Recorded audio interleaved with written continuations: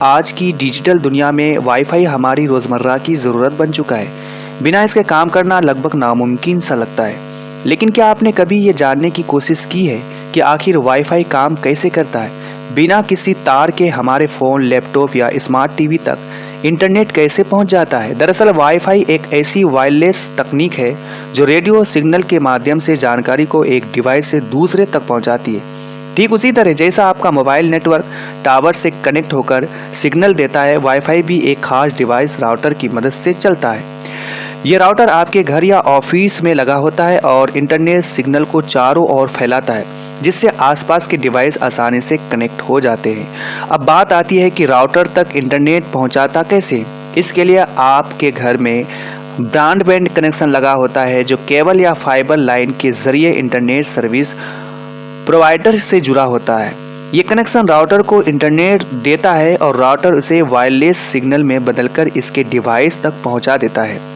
जब internet router तक पहुंचाता है तो राउटर उसे वायरलेस सिग्नल में बदल देता है। ये सिग्नल असल में रेडियो फ्रीक्वेंसी पर काम करते हैं, जो आमतौर पर 2.4 GHz या 5 GHz बैंड होते हैं। इसका मतलब है कि राउटर बहुत तेजी से डेटा को रेडियो तरंगों के रूप आसपास फैला देता है, जिससे आपका मोबाइल या लैपटॉप आसानी से रिसीव कर लेता है। आपका डिवाइस भी इन सिग्नल्स को समझकर वापस जवाब भेजता है। इसलिए ये पूरी प्रक्रिया दो तरफा कम्युनिकेशन पर आधारित होती है। जब आप अपने फ़ोन में वाईफाई ऑनलाइन करते हैं तो वो आसपास मौजूद सभी नेटवर्क को खोजता है। इसके बाद आप किसी एक नेटवर्क को चुनकर पासवर्ड डालते हैं। अगर पासवर्ड सही होता है तो आपका डिवाइस राउटर से कनेक्ट हो जाता है और उसकी सुरक्षित कनेक्शन स्थापित हो जाता है। इसके बाद जब आप इंटरनेट पर कुछ भी करते हैं, जैसे सर्च करना, वीडियो देखना, मैसेज भेजना, तो आपका डिवाइस उस जानकारी को छोटे छोटे डेटा पैकेट्स में बदल देता है। ये पैकेट्स रेडियो तरंगों के जरिए राउटर तक पहुंचते हैं और राउटर उन्हें आगे इंटरनेट सर्वर तक भेज देता है। जब सर्वर से जवाब आता है, जैसे कोई वेबसाइट खुलती है या वीडियो लोड होता है, तो यही प्रक्रिया उल्टी दिशा में होती है। डेटा पहले राउटर तक आता है और फिर वायरलेस सिग्नल के जरिए आपके डिवाइस तक पहुंचाता है। यह पूरी प्रक्रिया इतनी तेज होती है कि हमें सब कुछ तुरंत हुआ महसूस होता है, जबकि असल में यह काम सेकंड के बहुत छोटे छोटे हिस्सों में लगातार चलता रहता है। यही वजह है कि हम बिना रुकावट इंटरनेट का इस्तेमाल कर पाते हैं। वाईफाई के रेंज की भी काफ़ी अहम होती है। आमतौर पर एक राउटर 20 से 50 मीटर तक सिग्नल दे सकता है, लेकिन दीवारें, फर्नीचर और अन्य इलेक्ट्रॉनिक डिवाइस सिग्नल को कमज़ोर कर सकते हैं।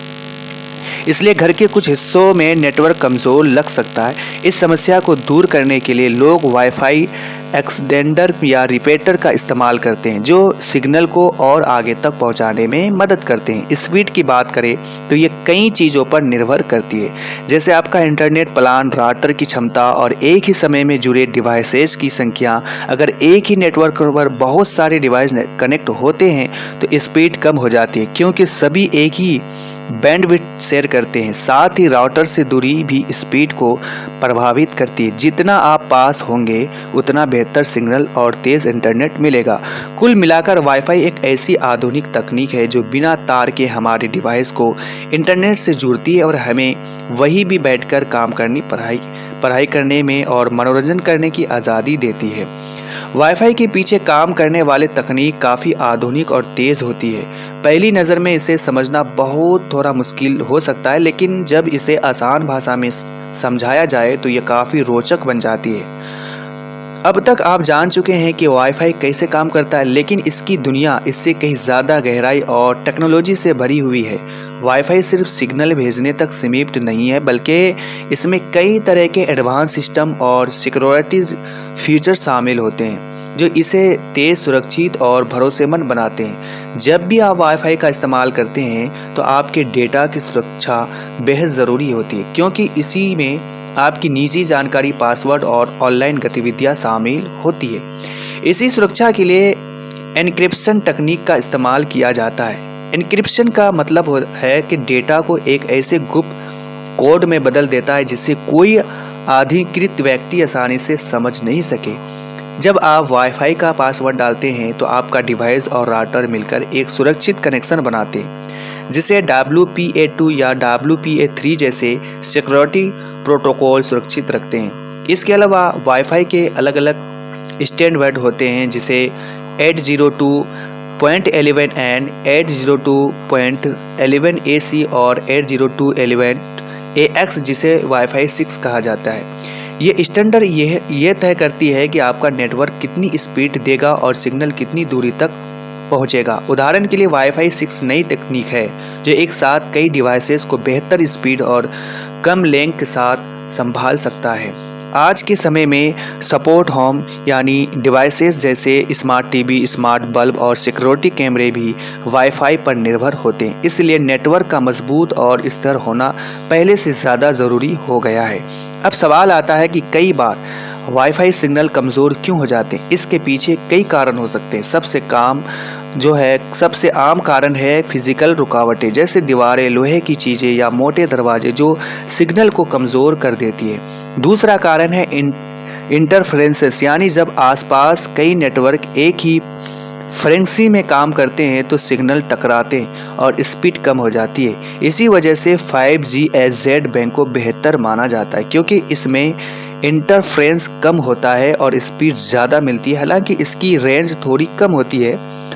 वाईफाई में एक और ज़रूरी फैक्टर होता है जो लेटेंसी यानी प्रतिक्रिया में लगने वाला समय। जब आप कोई कमांड देते हैं, जैसे वीडियो चलाना या ऑनलाइन गेम खेलना, तो उस कमांड के सर्वर तक जाने और वापस आने में जो समय लगता है वह लेटेंसी कहलाता है। अगर ये ज़्यादा हो जाए तो इंटरनेट धीमा या फिर लैग महसूस होता है। खासकर गेमिंग में कम लेटेंसी बहुत ज़रूरी होती है। अच्छा राउटर और तेज़ इंटरनेट कनेक्शन लेटेंसी को कम करने की मदद करते हैं। आजकल मेश वाईफाई सिस्टम भी काफ़ी लोकप्रिय हो रहे हैं, जो पूरे घर में एक जैसा मजबूत नेटवर्क देने के लिए कई डिवाइसेस का इस्तेमाल करते हैं। तो इस तकनीक में एक ही राउटर पर निर्भर रहने के बजाय कई छोटे छोटे डिवाइस मिलकर काम करते हैं, जो पूरे घर या ऑफिस में एक मजबूत और लगातार चलने वाला नेटवर्क तैयार करते हैं। इसका फ़ायदा यह होता है कि हर कमरे में लगभग समान सिग्नल मिलता है और सिस्टम खुद ही तय करता है कि आपका डिवाइस किस पॉइंट से जुड़कर सबसे बेहतर स्पीड और स्थिरता पा सकता है। ख़ास तौर पर बड़े घरों या ऑफिस स्पेस के लिए यह सिस्टम काफ़ी फ़ायदेमंद साबित होता है।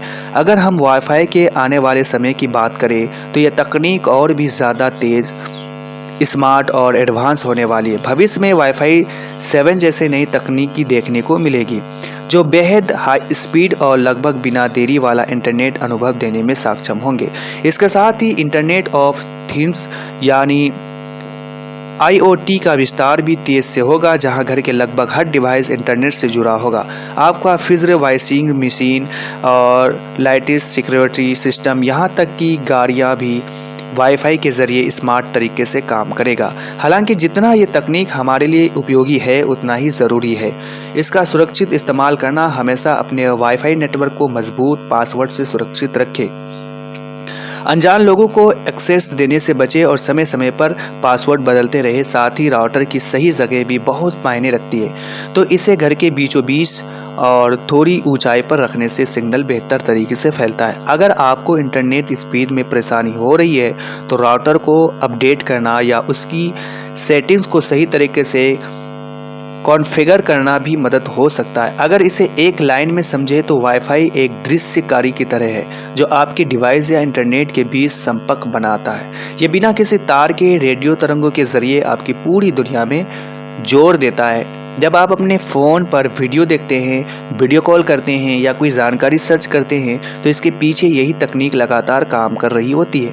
देखने में ये जितनी आसान लगती है, असल में उतनी ही जटिल और ताकतवर है। यही वजह है कि आज के डिजिटल दौर में वाईफाई सिर्फ एक सुविधा नहीं है बल्कि एक ज़रूरत बन चुका है। तो दोस्तों, अब आप समझ ही गए होंगे कि वाईफाई आखिर कैसे काम करता है और हमारी ज़िंदगी में इसका कितना बड़ा रोल है। अगर आपको ये जानकारी पसंद आई हो तो वीडियो को लाइक ज़रूर करें, अपने दोस्तों के साथ शेयर करें ताकि इन्हें भी और ज़रूरी जानकारी मिल सके। अगर आप ऐसे ही अमान और दिलचस्प टेक्नोलॉजी से जुड़े वीडियो देखना चाहते हैं तो चैनल को सब्सक्राइब करना बिल्कुल ना भूलें और बेल आइकन दबा लें ताकि हर नई वीडियो की अपडेट आपको सबसे पहले मिलते रहें।